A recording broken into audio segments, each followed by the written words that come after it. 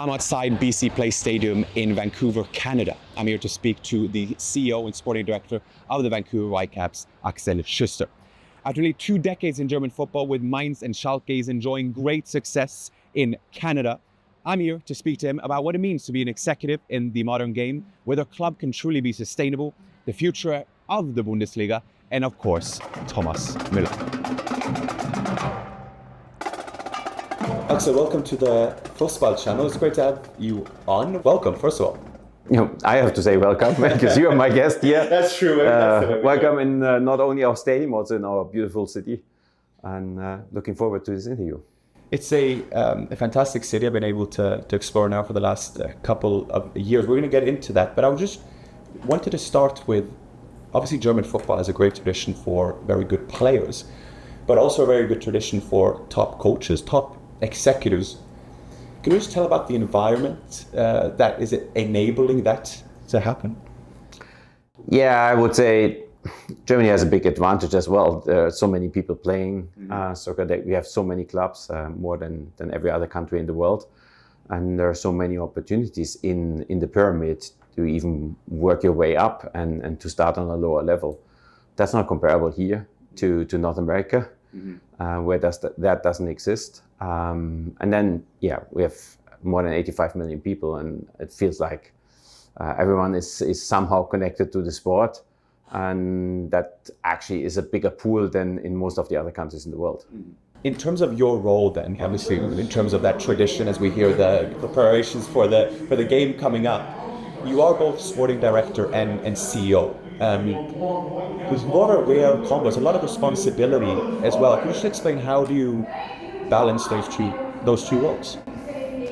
Yeah, I'm not a classic sporting director. I have never been because actually I played the game, I grew up with the game, but my path was normally to study law and to maybe take over the company of my father at one day. And he did what at that point? He is a business consultant, law firm. So, and then I actually, by chance, by accident, however you want to call it, I became part of the club in Mainz. I grew with the club from a very low level when the club was actually fighting to not get relegated in the second league to a club that was consistently playing in the first league. And that, I was growing with the club. I myself was growing, and then it was time for the next step, and so I sticked in the business. In terms of Mainz, then you were there for a significant period. You've spent over 2 decades in German football before coming here. You were part of the youth system. You were part of the first team football. From very much the promotion all the way to European football. You worked with Tuchel, you worked with Klopp. Tell us about the environment that was there at that place and what made it so successful, and feel free to bring in some of the key individuals as the aforementioned coaches as well, of course. Yeah, I think what made it so successful and still up to today, because the team never got relegated since I left there, it's that they have a clear idea who they want to be, for what they stand. They have a clear idea what kind of soccer they want to play. And they are not getting nervous in a few downs. They stick to their plan, and they get out of such a down altogether and grow from that. And I think this is also a wonderful thing about Mainz, that you get the time to do this there, also from the city, also from the supporters. And I think this is what it makes so successful. And all of this started, I think, already before Kloppo with Wolfgang Frank, who was, I think, the first one who really had an impact to this development. And it was continued by Jürgen Klopp. Thomas did then his things and added a few things, and I think lifted the club then to another level. And from that, the club is still building on that and being successful. Vancouver Whitecaps FC! I'm bringing you back to Vancouver because I'm curious in terms of those experiences from Mainz when you come here, to what degree there is a blueprint or a model, because we look back when you come here at the end of 2019, what Vancouver Whitecaps used to be, and that's no disrespect to those that were here, but the performances were rather underwhelming as such, and since then made playoffs 3 out of the last 4 years. You'll all but likely make the playoffs this year after a very good season. Reach the CONCACAF Champions League final. You've had 4 MLS All-Stars now, the most of any team. It's quite the turnaround. Is there a blueprint in your mind in terms of, okay, what I've done at Mainz, Schalke, I bring here, or is it different just depending on circumstance? So it's a great question, because it was actually part of my very first conversation with the owners in London when we met the first time. And I told them, if you look for somebody who gets a best possible success next year, I will not be the right one. Then you go for the one-hit wonder. You need to know the league very well. You maybe have to put a few players together who will not be there for the long term, but for 1 year they will make you very successful. If you look for somebody who comes with a concept, who wants to build something, who wants to develop something, whose goal it is always that the next year, at the end of the next year, you can say you did the next step, then I'm the right one. But it will take time, and nothing comes overnight. And so we agreed on that. And I got a very long-term contract that got extended. And we are all believing in this, that we are a club in a city that is the most beautiful in MLS, but not the biggest and also not the economically most powerful city, that we have to develop things. We have to develop players, we have to develop a team, we have to develop also business relationships, and this takes time and that needs trust. And I'm very happy that the ownership group always stayed patient and that it pays out now a little bit. Where do you start in terms of laying that foundation? Is there a 5-year growth strategy when you come in and saying, okay, this is what we're going to do sporting-wise, business-wise, culture-wise, fan engagement-wise, for that matter? How does that work when you set foot in Vancouver for the first time? I'm assuming obviously you planned before, but how does that look like? How does that work? Yeah, it started with asking people what they think this club should stand for. And people that have been here way longer than me, people, supporters, business partners, owners, employees, former employees. And I asked them, what do you think this club should stand for? Because if you want to build an identity and you want then to hire towards the identity, you first need to know what should this club stand for, what works in this market. And this market is different than other markets. For example, we have the smallest South American, Central American population of all MLS markets.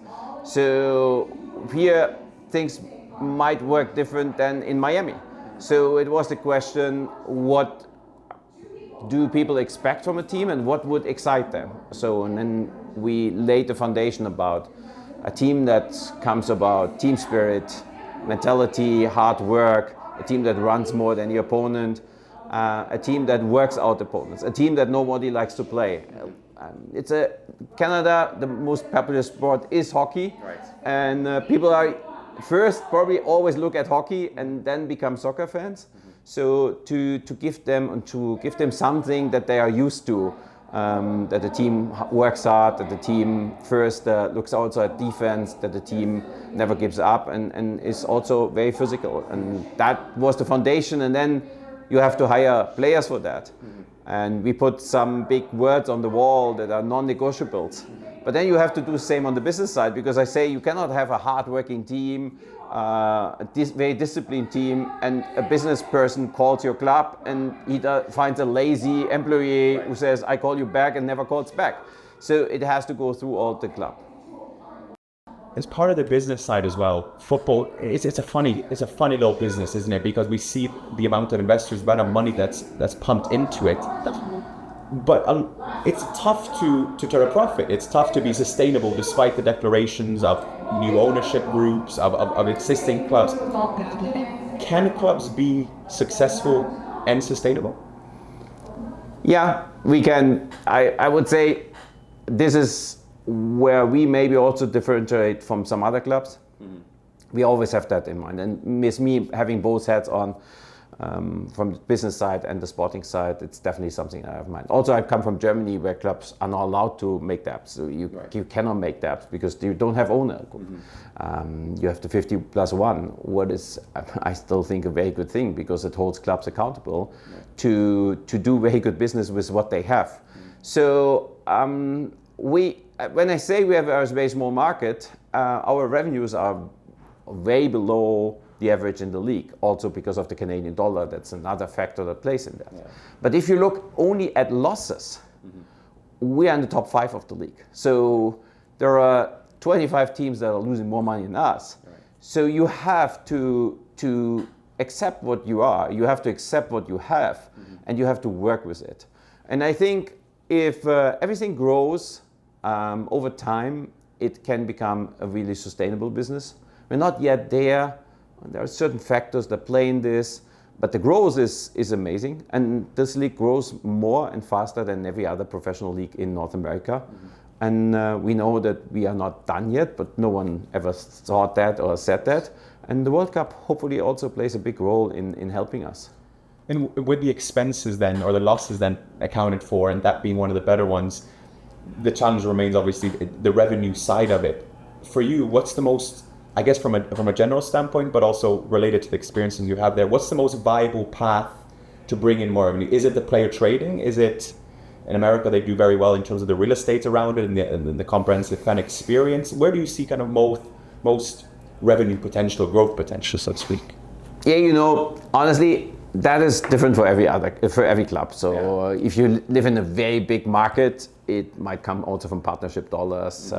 If you're Atlanta and you have this stadium and you can sell this amount of tickets, it also comes from game day. I think maybe in another market, a new development, a new real estate project can help. I think for us, where we are at, and with the changes of rules in the league, obviously also transfer business will be a factor and has to be a factor. That's similar to what we had in Mainz. We had to sell our best players, and then we had to do good business with that. We were selling a player like Andre Schürrle, and then you don't buy another Andre Schürrle, you use the money to invest in 3-4 players, or maybe even in infrastructure that puts you ahead in other areas with the club. So I think this will play a factor, but I also think that this club is still growing and still coming out of a period where people were walking away from the club. And I think this season feels like it's the first season where people sustainable and consistently come back and leave their dollars with the club. And so I think there's also other growth potential, but for us, definitely transfer business is one. And you said we had 4 All-Star players.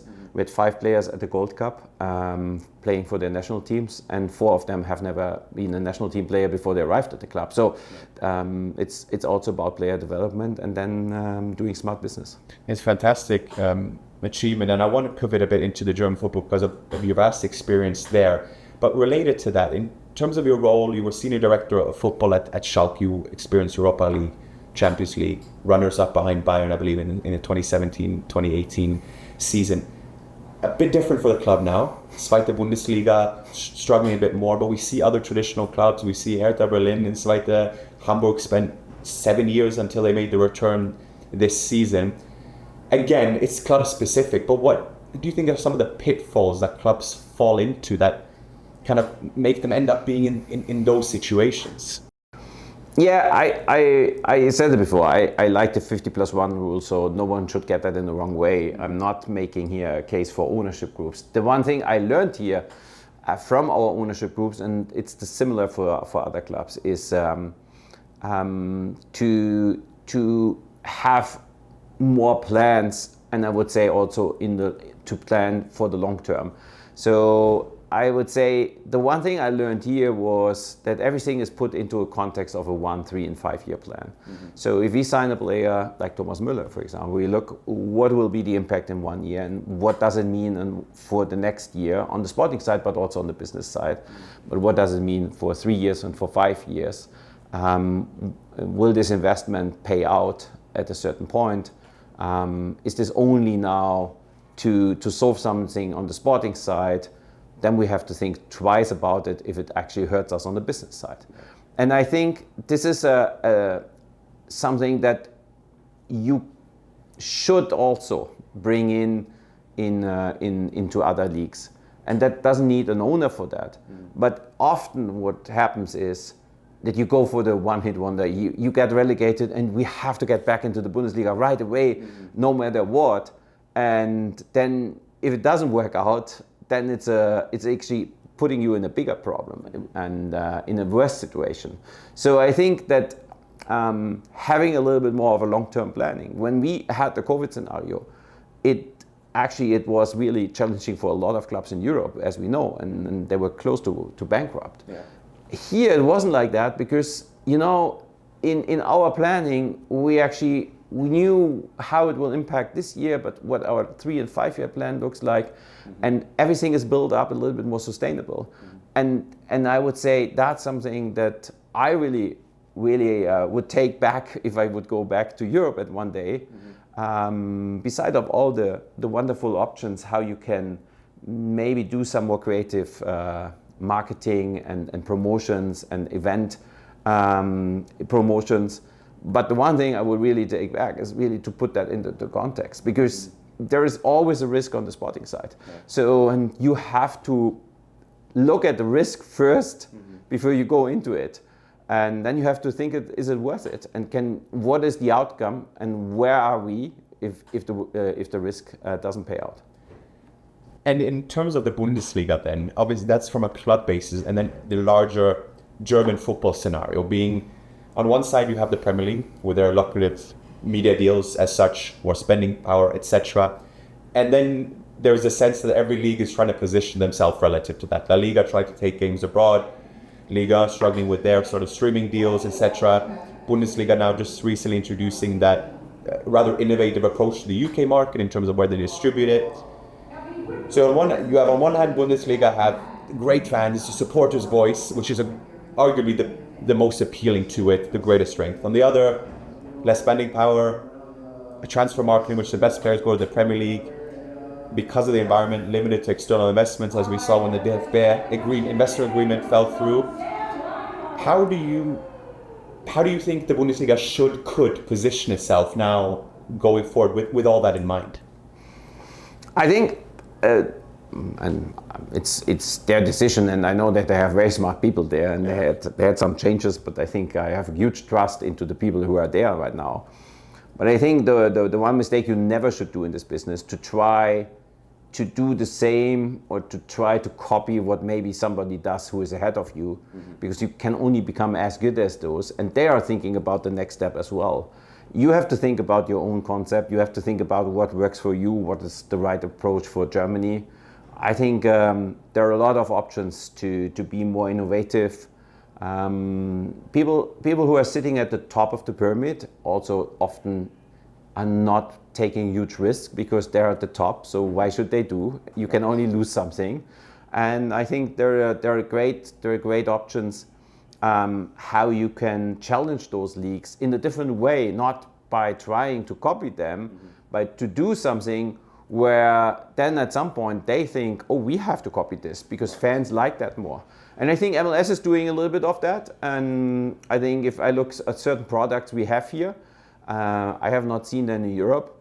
And we had a few representatives here at the last game from Germany, and they said, wow, this should, the Bundesliga clubs should look at that. Bundesliga clubs should think about that, and even with having Apple as a partner, one of the most innovative companies in the world, we got a huge push on that side. And I think there's a lot you can always do better without copying the number one. We have to mention, when we come towards the end here, we have to mention Thomas Müller, who recently signed. I'd be curious, at what point did you understand that you actually had a chance of signing him? Yeah, I would say right after the conversation he had with our coach, because they had a 45-minute talk, those two only. I have been on the call, and his agents have been on the call, but we were not talking at all. We were listening, and you could see how deep they went into the sporting, tactical football side, and you could see how that really was the one thing he was looking for. How passionate he got about this, how detailed he was discussing with the coach, and I thought at that point this is exactly what he wants. He wants to play with a good team, and he wants to compete for titles, but he wants to be a football player first. And I think that after that call, I left my office because we were on a Zoom call and the coach was in his office, and I went over to his office and said, first of all, you have been exceptional, and second, I think we get him. And it was 2 hours later when the agent called me and said he wants to do it. Only 2 hours. Wow. Yeah, we had talks before, so it was. of course. But when it came down to that conversation, it was 2 hours later. Explain the impact that will have on him being here from a, and I know you will say the sporting side first, and that's certainly part of the appeal, but in terms of the significance that is for not only the club, but the city and country for that matter. Yeah, absolutely. And I will say sporting side first because that's what we have signed him for, and we're a team that goes to the playoffs every year, a team that really has proven that we can beat almost everyone, but in the tight games, it can only help to have this experience, this leadership. But we have seen what kind of impact he had off the pitch. We have broken every record in the club history on sales, on merch, on followership, on social media interactions. And then you can just see it, how electric the city is, how everyone wants to speak about it, how people are reaching out that never have reached out before, how companies reach out that we tried to connect before, and they haven't picked up the phone, and now they reach out to us and say, can we speak? So there is a huge change in for us in every little area of this club, and of course let's hope that the impact first is on the pitch, and then we go from there.